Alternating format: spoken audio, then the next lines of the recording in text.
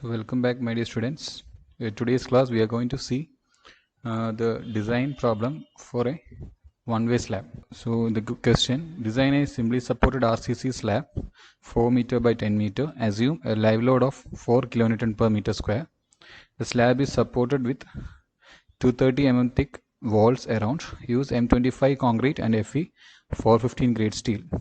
So you can see here you are given the live load. If you are not given the live load based on the building, you should refer IS 875 part 2 and you can find the live load. But most of the cases this is actually your real design, but in the question the live load will be given to you. This is given in kilonewton per meter square. You can see it's given in kilonewton per meter square. Till now we were dealing with a beam that I told you. Beam you are considering as a line element, and here the slab you are considering as a plane area. Okay, so we'll start with the question. The first one is, it is given the clearance dimension is given 4 meter and the 10 meter in the other direction, and the support width is given as 230 mm. So I will take Ly by Lx ratio, that is I will get it as 10 by 4, that is 2.5. It should be 2.5, that is 2.5, which is greater than 2, which means the section is a one-way, the slab is a one-way slab. So that is why it is a one-way slab. So we will assume for a slab, we will assume an L by D ratio of 30, that is the span to depth ratio of 30 based on the deflection criteria. That is, you have your L by D ratio as 20, then applying the different alpha values, alpha 1, alpha 2, alpha 3, the modification factors, we will get nearly 30. That is based on the experience and deflection criteria. We will take assume an L by D ratio of 30. Based on that, I will get always we should take the shorter span, that is we should take the Lx for calculating the span to width ratio, span to depth ratio. We have discussed that in the last class. So from there 4000 divided by 30, you will get nearly 133.33. I will take it as 135 mm, that is you will take the effective depth as 135 mm. Now first, the minimum cover required is 20 mm. Based on the exposure condition, the minimum cover required is 20 mm. I will assume the 10 mm diameter bars. Mostly for slab we will assume 10 or 12 mm diameter bars. Here I will assume 10 mm diameter bars. So the effective cover is 20 plus 5, that is 25 mm. That is I will get the total depth as effective depth plus effective cover, that is 135 plus 25, that is 160 mm. Which means now I can find out the effective span. That is, effective span is equal to clear span plus D, or center to center distance between the supports, whichever is smaller.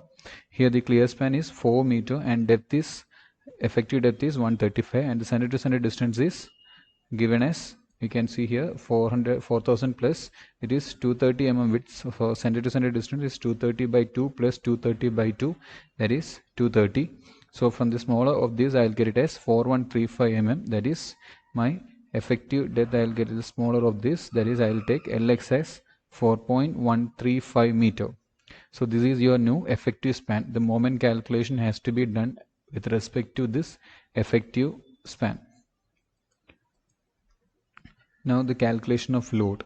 For the beam we have calculated per meter length, and for slab actually we are calculating, or we are taking a strip of 1 meter by 1 meter, and we are calculating the area for, or the load coming on that 1 meter by 1 meter. That is whatever AST, the spacing, everything we will be telling with respect to this 1 meter by 1 meter span. So you can see here for 1 meter by 1 meter, the self weight of the slab is thickness into density of RCC. That is, thickness is, we have taken the overall thickness as 160 mm, that is 0.16 meter, into 25, that is density of RCC, that is you will get this value as 4 kilonewton per meter square. Now assume a floor finish load of 1 kilonewton per meter square. If it is not given, you can assume the floor finish, that is the finish due to tiles and all, you can assume 1 kilonewton per meter square. If the floor finish load is not given, you can assume this. Otherwise, if the load is given, you can take that. Sometimes the thickness of the member will be given, the thickness of the floor will be given, and the density of the material will be given. You can calculate the self weight of the finished load for 1 meter by 1 meter based on the given data in the question. Now the live load is given as 4 kilonewton per meter square, which means you will get the total load as 9 kilonewton per meter square. That is the factored load. This is the factor of safety for dead load and live load. You'll get 1.5 into 9. You'll get it as 13.5 kilonewton per meter square. That is the design factored bending moment. I'll get it as mu is equal to W into Lx square. Make sure that this is Lx square by 8, where Lx is the effective span in the shorter direction. That is 13.5 into 4.135 square divided by 8, that is 28.85 kilonewton meter. So this is your design moment required. Now we need to check whether the depth provided was fine. That is, check for d minimum. I'll get d minimum as root of mu by q FCK B. Here mu is 28.85 10 raised to 6. Q is for Fe 415 is 0.138. FCK value is given as 25, and width of the section we are considering 1 meter by 1 meter, that is width. I'll take it as 1000 mm.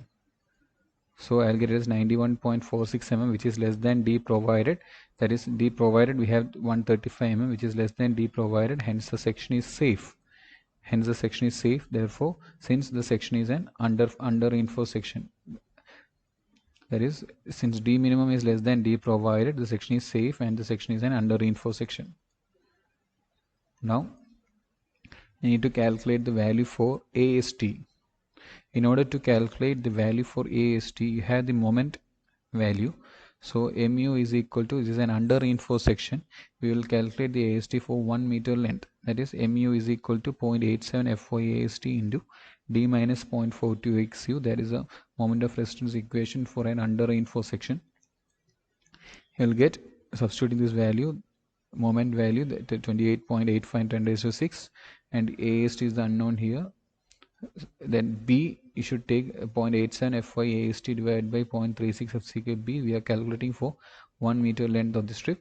So you'll get the value for AST as, you'll get two values. Out of that, smaller values taken, you'll get the value for AST as 642.68 mm square. You'll get the value for AST as 642.68 mm square. That is, we need to get the value for AST minimum. We have seen the closed numbers and all for AST minimum. Based on that, for HYSD bars, AST minimum is 0.12% of the gross area.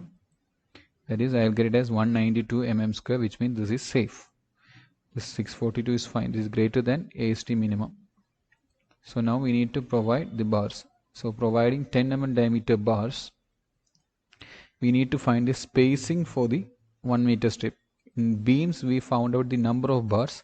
In slab, we will not tell the number of bars. Instead, we will tell for in 1 meter by 1 meter strip what is the spacing of distributing the main reinforcement and what is the spacing of distributing or laying the distribution bars.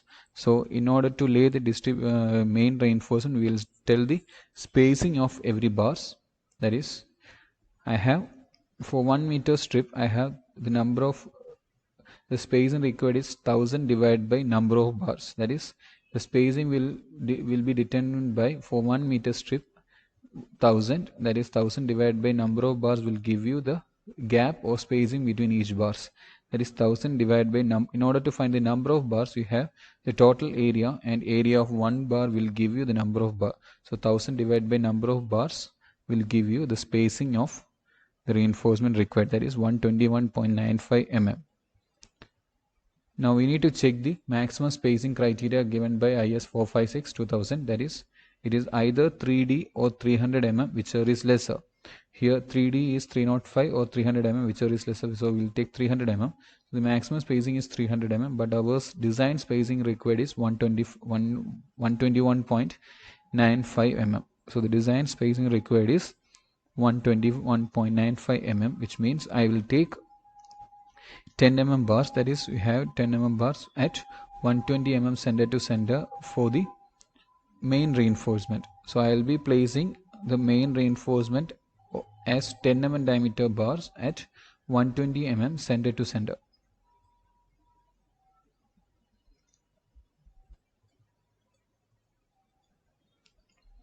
Now in a one-way slab, the main reinforcement will be provided in the shorter direction and distribution reinforcement will be provided in the longer direction. So the AST minimum required, or the distribution steel will provide AST minimum, that is 192 mm square. So providing 10 mm bars as distribution steel, we need to find the spacing of the distribution steel similar to what we had done for the main bars. That is, spacing is equal to, for 1 meter length divided by area of number of bars, that is, you will get it as 409.1 mm. But the spacing criteria, or the maximum spacing criteria given by your IS 456 is either 5D or 450 mm, which means it is 5D means 5 into 135 or 450 mm. We will take it as 450 mm, but our design spacing is 409.1 mm, so I will provide 400 mm. So I will provide 10 mm at 400 mm center to center as distribution steel. So your main reinforcement and your distribution reinforcement or distribution steel is being designed. So which means the flexural part is done. Now we need to check for shear. I told you the beam slab is not designed for shear. We will just check for shear. Okay. So the checking for shear, the factored shear force is equal to WL by 2. Here make sure that for checking for shear, we will take the shear coming at the face of the support. That is, we will not take the effective span here. Make sure that you are not taking the effective span in case of checking for shear. We will take the clear span only. That is 4 meter. That is 13.5 into 4 by 2. We will get this factored shear force as 27 kilonewton. From there you will get the value for tau V as VU by BD. That is, you will get this value as 0.2 Newton per mm square. I have forgot to put this sign. Is Newton per mm square. The unit is Newton per mm square. Please do write the unit when you are writing the notes. Okay. From table number 20, we will get the tau C max value as 3.1 Newton per mm square for M25 grade concrete, which means this is fine. Tau V is less than tau C, hence safe. Now we need to determine the value for tau C. So calculation of tau C from table number 19. From table number 19, you require the value for 100 AS by BD. That is 100 into area of steel. So this is, now we are going the other direction. Before it was, we found out the spacing, and from there we go, how did you find out the spacing? That is, spacing is equal to 1000 divided by number of bars. Now we are going the opposite direction. Now we need the number of bars, that is 1000 divided by spacing will give you number of bars into, this is area of 1 bar. So number of bars into area of 1 bar, that is your area of steel, divided by 1000 into 135. That is, 1000 is width of the section and 135 is the effective depth. You will get the value as 0.485. Now from table number 19, interpolating the value, you will get the value for tau C as 0.4822. Now from clause number 40.2.1.1 of your IS 456-2000, you can see design shear strength for solid slabs is increased by a factor K, which depend on the depth of the section. So if you take the clause number 40.2.1.1, you can see a table in that based on the depth of the section there is a value for K. This value has to be multiplied with tau C in order to determine the strength of the concrete for a solid slab. So here you can see in the table, if you take the table, you can see for slab having depth less than 150 mm, you can take the value for K as 1.3. that is 1.3 into 0.4822, you will get this value as 0.626 Newton per mm square. Here also please write Newton per mm square. So which means your tau V is very much less than tau C. There is no need of providing shear reinforcement. Your tau V value is 0.2. Your tau C value, that is the shear taken by your concrete, and main reinforcement is tau C, that is 0.626 Newton per mm square. So which means here also we need to write Newton per mm square. Okay, which means it is safe in shear. Now check for development length. So this we have checked for shear. We will design for flexure. Now we have checked for shear. Now we need to check for development length. This we have studied in clause number 26.2.1 and 26.2.3.3. Please open your code and listen to this video. It will be very useful if you are doing it in the same way, because I can't every time show the codal provision here. We have studied this codal provision 26.2.1 and 26.2.3.3 already. So LD must be less than or equal to 1.3 M1 by B plus L0, where LD is equal to, that is the development length, is equal to 0.87 Fy5 divided by 4 tau BD. That will give you the development length, that is 0.87 into Fy is 415. We are using 10 mm diameter bars, that is 10 into 4 into tau BD corresponds to the value for FCK. Based on the value for FCK, you will get the value for tau BD. And if you are using HYSD bars, you need to increase the bond strength by 60%, that is you will multiply it by 1.6. So you will get the value for LD as 402.9 mm. Now we need to calculate the value for 1.3 M1 by V plus L0. So in order to find M1 is the moment of resistance at the support or the section considered. That is, we are considering at the support. At the support, what we are doing actually is we will bend the alternate bars. That is, you can see here, this AST is the area, number of bars into area of one bar. Here the number of bars is 1000 divided by 240. Actually the spacing of the main reinforcement was 120, but what we do in real site, or what we do while the design of slab is, there will be, the main bars will be going at 120 mm center to center, but when it is coming at the support, we will bend alternate bars. That is, one bar will be moving towards the up when it is coming at the supports. So when we are looking at the top, at the bottom we will find one bar moving straight, then the other bar, the support, will be bent at towards the top, and the other bar will be going. So the spacing between the main bars at the support will be twice the spacing provided at the midspan.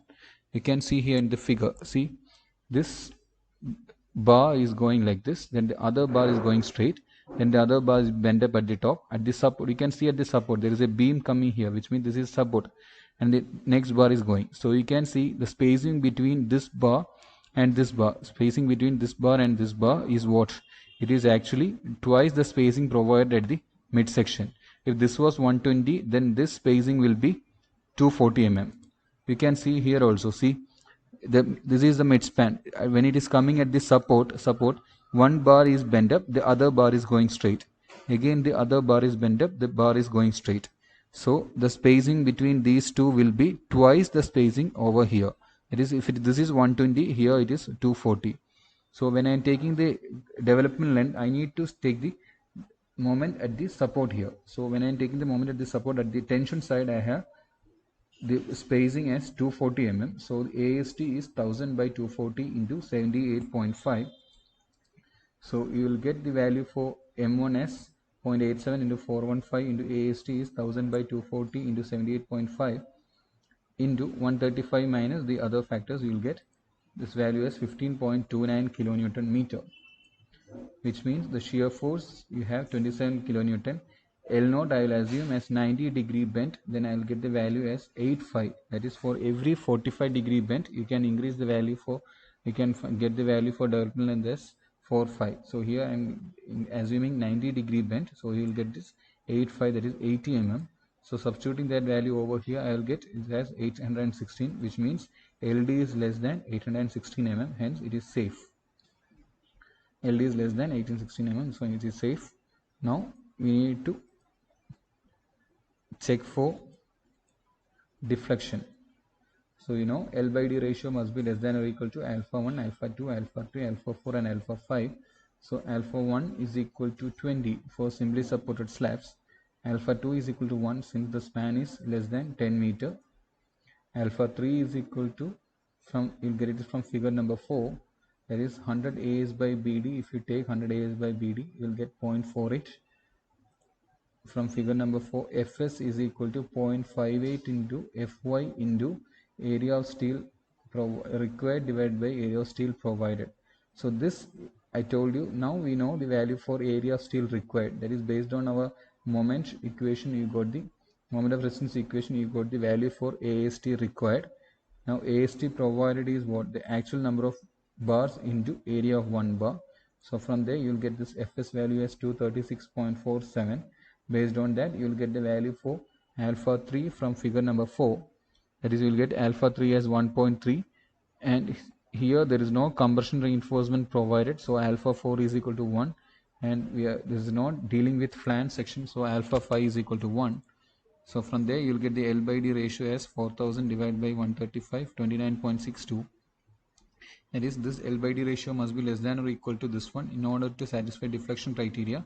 That is alpha 1 into alpha 2 into alpha 3, that is 26. But here this L by D ratio is not less than 26. Hence we need to redesign the section. That is, we will redesign the section by increasing the depth of the section. We will increase the depth of the section such that this value will be satisfied. That is, we need to do the calculation from starting from the design for load. That is, we need to, again the self height of the section will be changed as a result. And when you are increasing the depth of the section, the self height of the section will be changed. As a result, we need to do all the calculations. But for your study purpose, you don't require, you just need to write here redesign the section. Hence redesign the section by increasing the depth of the section, because whatever you're going to do is the same procedures. Only thing is that your self height will change. But in real practice, we need to redesign the section because it is not safe in deflection criteria. Now we will do the drawing part. Here I haven't included the bender bars, but in real practice definitely you need to include the bender bars, that I will discuss in the live session. With the same figure I will show you how to draw the bender bars. That is will be the completed figure for this. That is, you can see in the plan view, that is 10 mm, the main reinforcement is 10 mm at 120 mm center to center, and the distribution bar is 10 mm 5 at 400 mm center to center. You need to draw the cross section along the x direction and cross section along the y direction, and you need to show the spacing of the bars, bender bars, spacing of the main bars, distribution bars, and you need to show the bender bars also, at what distance is the bender being done. This we will discuss with the help of SP34, that is design and detailing of RC structures, that is SP34. So I request all the students to keep your SP34 with you when we are dealing the detailing of a one-way slab in the next class. Hope you are fine with this. We will see the detailing part of this one-way slab in a live session in the next class. Thank you, students. Thank you and have a nice day.